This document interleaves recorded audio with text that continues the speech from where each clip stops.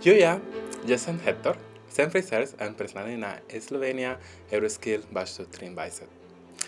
As a hairstylist, I am all the time creating and making people feel and look more beautiful. This is this kind of job that you are creating and innovating 24/7. For that, it's really important for me the discipline, organization, and the vision.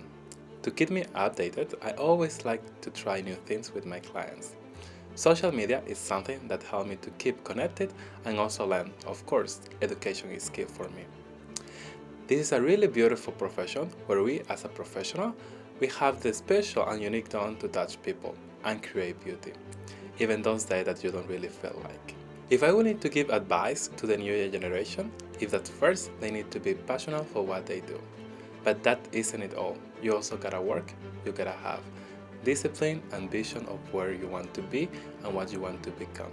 And last but not least, a bit of luck.